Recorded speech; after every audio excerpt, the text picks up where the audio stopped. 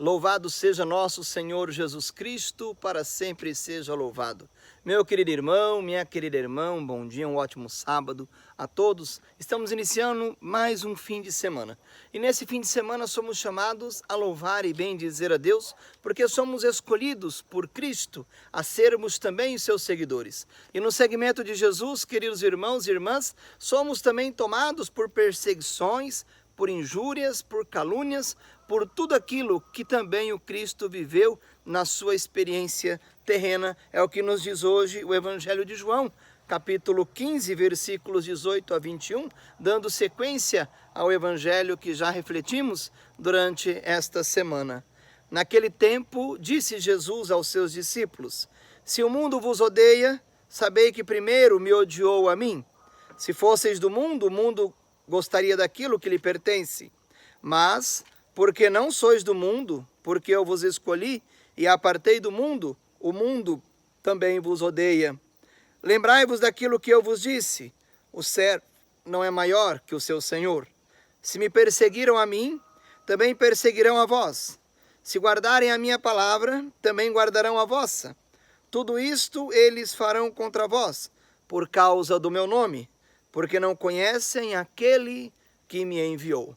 Palavra da salvação. Meu amado irmão, minha amada irmã, aqui no Evangelho de hoje, somos chamados a compreender a dinâmica do segmento de Jesus, como consequência também de perseguições que muitas vezes podemos sofrer.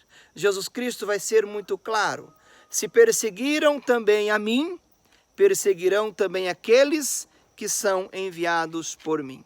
Porque não conheceram a palavra do Pai, a palavra daquele que enviou o Filho. Por isso, queridos irmãos e irmãs, diante da manifestação da nossa fé, muitas vezes somos também perseguidos, somos também motivos até mesmo de piadas, somos muitas vezes chamados de carola por termos uma fé, por termos uma religião, e muita gente até se esconde muitas vezes e nega a própria fé para não ser motivo de riso ou de piada, às vezes numa rodinha de amigos, sobretudo os nossos jovens.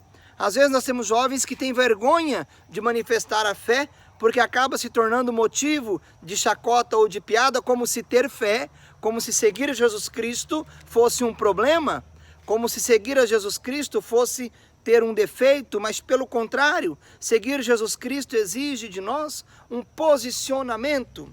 Exige de nós, queridos irmãos e irmãs, assumirmos uma missão, e diante dessa missão que assumimos, somos chamados a dar testemunho do Cristo Jesus em nossas vidas. E esse testemunho, Jesus Cristo nos cobra através do nosso batismo. E muitas vezes, esse testemunho vem acompanhado de perseguições, de injúrias, de calúnias, e não poucas vezes até mesmo do martírio, como vimos ao longo da história do cristianismo e visualizamos até hoje nas comunidades, em alguns países, em que tantos irmãos e irmãs são perseguidos por testemunharem a pessoa de Jesus Cristo. Por isso, queridos irmãos e irmãs, que o segmento de Jesus gere em todos e cada um de nós um desejo sempre maior de contarmos com a graça daquele que enviou o Filho, para podermos também nós testemunharmos a sua palavra,